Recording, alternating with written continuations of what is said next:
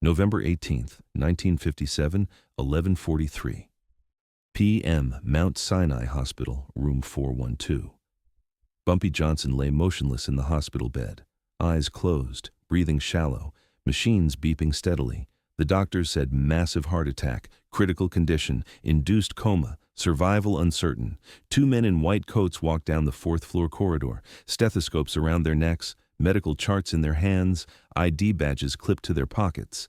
Dr. Chen and Dr. Morrison, the badges read. Except neither man was a doctor. They were professional killers, hired by the Genovese family, paid $100,000 to finish what the heart attack had started. They entered room 412 quietly, locked the door behind them, approached the bed where Bumpy Johnson lay defenseless, vulnerable, perfect target. One of them pulled a syringe from his pocket. Potassium chloride, untraceable, causes cardiac arrest, looks like natural causes. The other checked the hallway through the door window, all clear. They turned back to the bed. That's when Bumpy's eyes opened, and he said 4 words that made both killers freeze. Your injection technique's wrong. Real doctors don't use the radial vein for potassium. They use the IV line. And in that split second of confusion, 4 men stepped out from behind the curtains, the bathroom, the equipment closet. All armed, all trained, all waiting. The trap was set 3 days ago, and these 2 assassins had just walked into the last room they'd ever see as free men.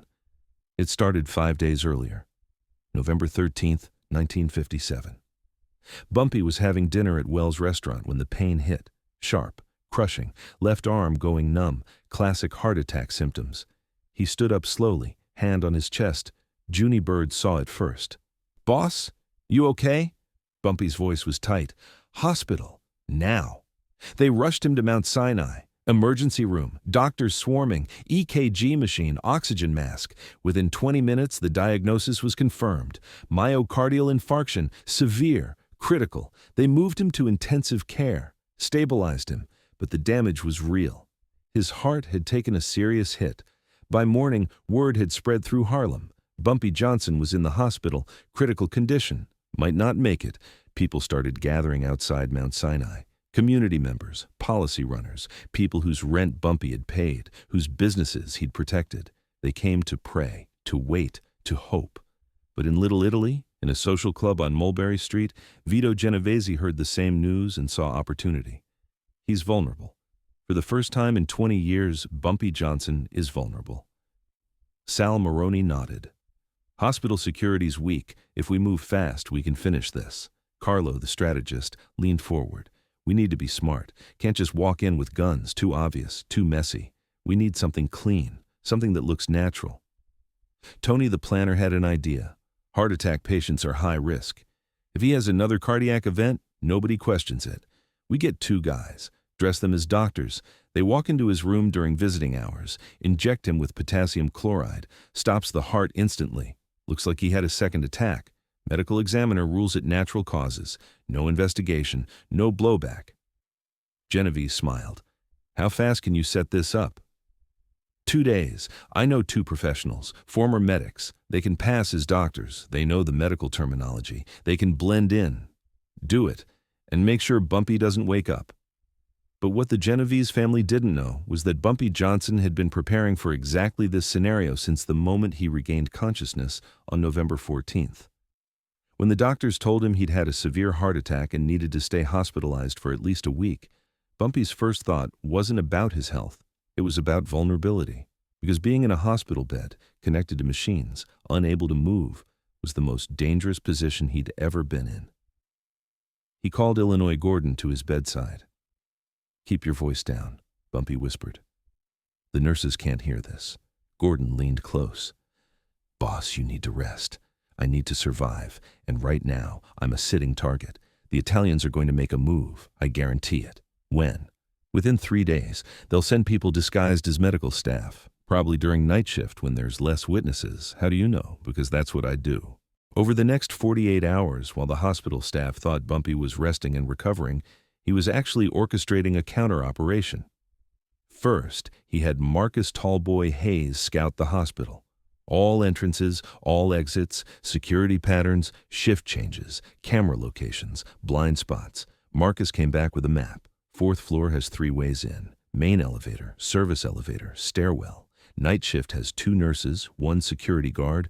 Guard does rounds every 30 minutes. Cameras cover the elevators, but not the individual rooms. Perfect, Bumpy said. Here's what we're going to do.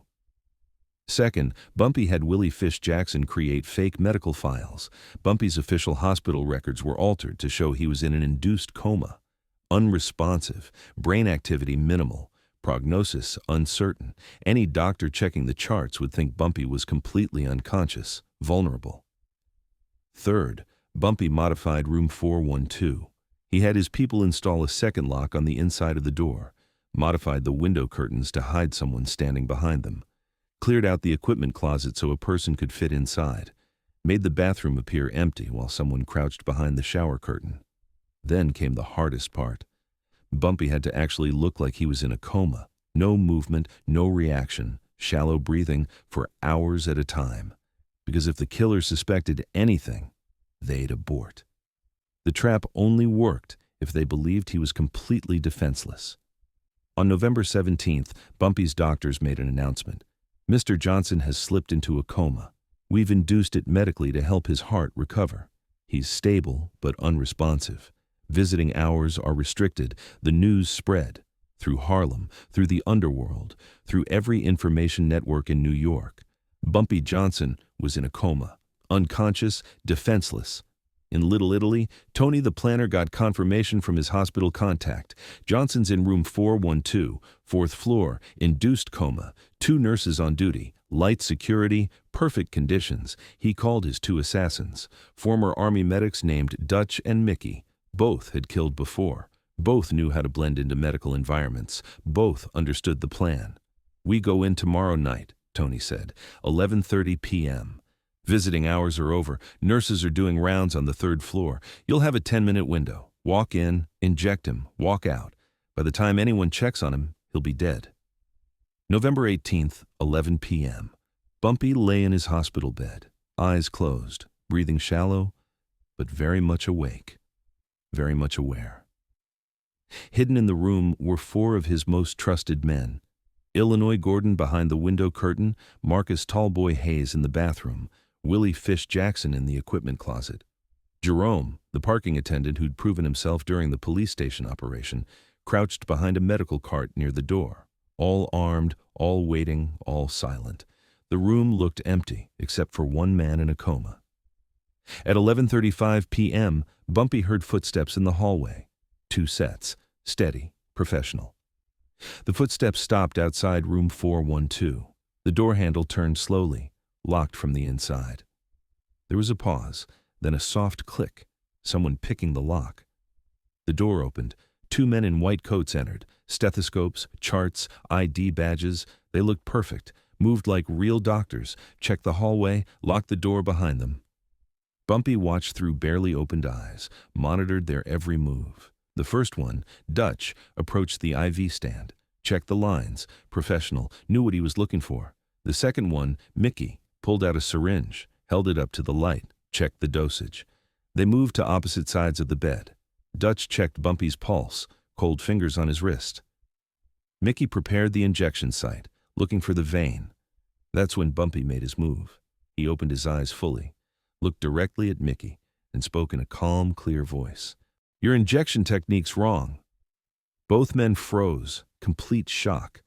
The patient they thought was in a coma was staring at them, talking to them, analyzing their technique. "Real doctors don't use the radial vein for potassium chloride," Bumpy continued. "Too much risk of tissue damage. You use the existing IV line, push it through the port, basic medical procedure. You'd know that if you were actually doctors." Mickey's hand went for his jacket, where he had a real weapon. But before he could reach it, Illinois Gordon stepped out from behind the curtain, shotgun leveled. "Don't." Dutch spun toward the sound. That's when Marcus emerged from the bathroom, also armed. Then Willie from the closet, then Jerome from behind the cart, 4 guns, all pointed, all ready. "Drop the syringe," Bumpy said quietly. "Drop your weapons, and put your hands where I can see them." Mickey's syringe clattered to the floor. Dutch slowly raised his hands. Both men stared at Bumpy in disbelief. "You were in a coma." "I was in a trap," Bumpy corrected, "and you just walked into it." He sat up fully, disconnected the heart monitor. The steady beep flatlined, but nobody came running, because Bumpy's people had already disabled the alarm at the nurse's station. "How long?" Dutch whispered. "How long have you been awake? Since the moment I got to this hospital, the heart attack was real, the coma was fake, and you two were exactly what I was waiting for." Bumpy swung his legs off the bed, stood up, still wearing the hospital gown but moving like a man who'd never been sick. "I knew the Genovese family would make a move, knew they'd send professionals, knew they'd come disguised as medical staff. So I gave them what they expected, a defenseless target, an opportunity too good to pass up." He walked closer to the two assassins. "And you fell for it. Checked my medical files, didn't you? Saw that I was in a coma, unresponsive, perfect victim. Those files were fake, created specifically for you to find. This whole thing was theater. And you were the audience who walked onto the stage." Mickey's voice was shaking. "Genovese is going to kill us." Bumpy shrugged. Probably. But that's not my problem. My problem is what to do with you right now. I could kill you. Nobody would question it. 2 fake doctors found dead in a coma patient's room. Self-defense. But that's messy. And I don't like mess. "Illinois, call Detective Murphy. Tell him we have 2 attempted murderers in custody, caught in the act, armed with lethal injection. Witnesses ready to testify."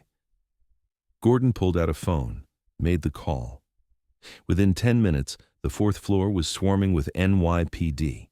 Dutch and Mickey were arrested, charged with attempted murder, possession of controlled substances, impersonating medical personnel, breaking and entering. The evidence was overwhelming. 4 witnesses, the syringe, the fake ID badges, the weapons they were carrying. Detective Murphy walked into room 412. Saw Bumpy standing there, perfectly healthy, not a hint of coma. "Bumpy, you're supposed to be unconscious." "Murphy, I was never unconscious. I had a heart attack, real one. Scared me, honestly. But the moment I woke up, I knew someone would try to finish the job, so I set a trap. And they walked right into it." Murphy looked at the 2 assassins in handcuffs. "You faked a coma to catch them?" "I faked medical records to make them think I was in a coma. Then, I laid in that bed for 3 days waiting. And when they showed up, I had 4 armed men hidden in this room ready to take them down. That's entrapment. No, it's not. They came here to kill me. I just made it easier for them to try, and harder for them to succeed." Murphy shook his head. "You're something else, you know that." "I'm alive. That's what I know." The story hit the newspapers the next morning. 2 men arrested trying to kill Bumpy Johnson in his hospital bed, caught by the patient himself, who wasn't in a coma like the hospital had reported, who'd been conscious and waiting the entire time, who'd turned his hospital room into a trap. The Genovese family was furious. Tony, the planner who'd set up the operation, disappeared. Nobody saw him again.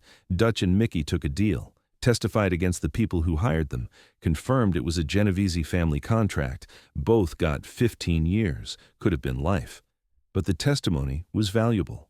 Bumpy checked out of Mount Sinai Hospital on November 20th, 2 days after the assassination attempt, 2 days after proving that even in a hospital bed, even recovering from a heart attack, he was 3 steps ahead.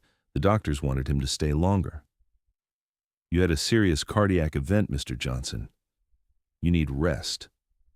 "I'll rest at home." "Here, I'm a target." The doctor couldn't argue with that. Bumpy walked out of Mount Sinai surrounded by 20 of his men. No wheelchair, no assistance, just a man who'd survived a heart attack and an assassination attempt in the same week. Years later, one of the night nurses from that shift told a reporter what she remembered. "I thought he was in a coma." We all did. The chart said unresponsive. But looking back, I realized his breathing was too controlled, his heart rate too steady. He wasn't unconscious, he was performing, and we all bought the performance. Officer Murphy, now retired, was asked about it in an interview. "Bumpy Johnson faked a coma to catch assassins. That's the most Bumpy Johnson thing I've ever heard. Most people would panic, call for protection, hire guards, not Bumpy. He turned vulnerability into advantage, made himself look defenseless while being completely prepared. That's why he survived as long as he did." Dutch and Mickey, the 2 assassins, spent 15 years in prison thinking about their mistake. "We should have known," Dutch said in a parole hearing. Should have known it was too easy. Bumpy Johnson is never easy. And he's never defenseless, even when he looks it. If this story showed you that the best defense is making your enemy think you're defenseless, hit subscribe. Drop a like if you understand that vulnerability can be a weapon. Comment below. Could you lie motionless for 3 days waiting for killers? More legendary action stories coming next. Don't miss them.